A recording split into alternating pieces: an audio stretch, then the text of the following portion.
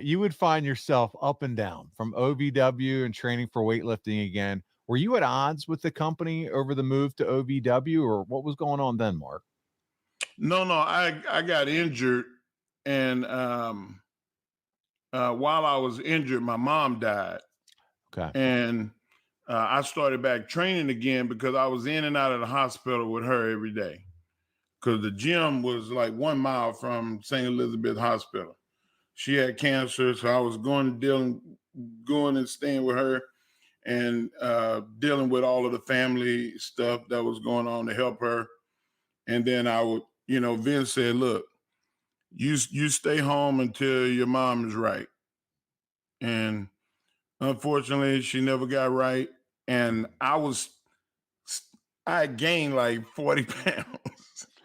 Wow. just like comfort eating and training, and I got strong again.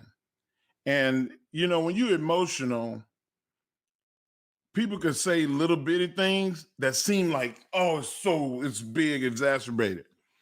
And during that time, one of the guys that was one of the world's strongest men, said in like Muscle and Fitness that I shouldn't call myself the strongest man in the world because I don't compete in World's Strongest Man. So being angry and emotional and like, hey, motherfucker, look, I'm stronger than all of y'all. The only reason that I don't compete is I'm doing something else.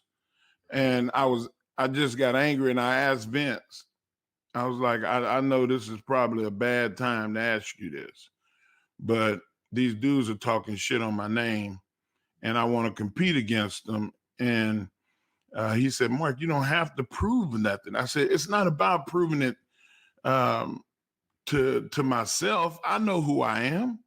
I said, "But this is a chance for me to, prove it to the world again."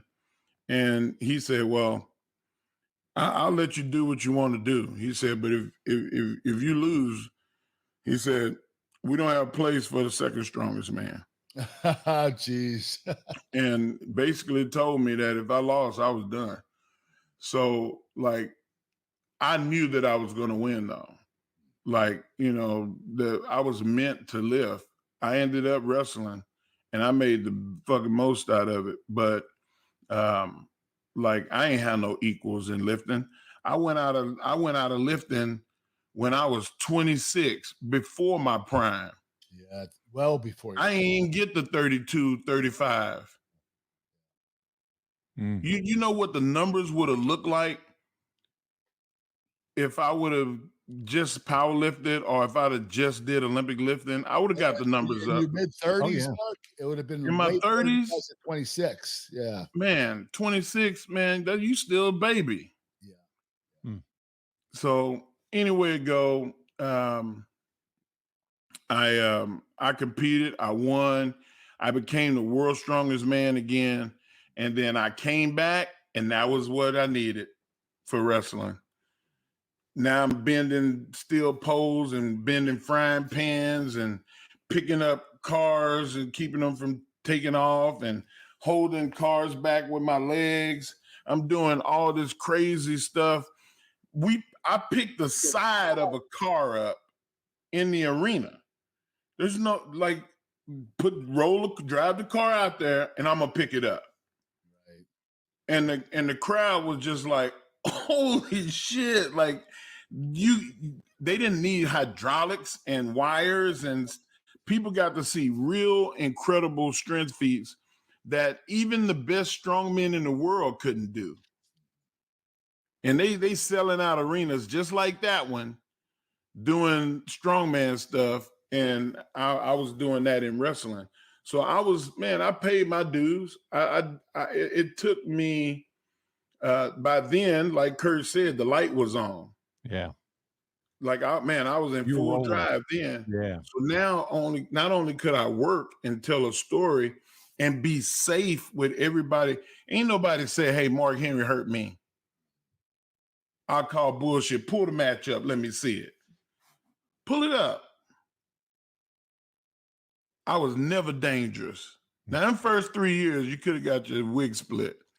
But like after that, the rest of my career, man, it was a night off working with me.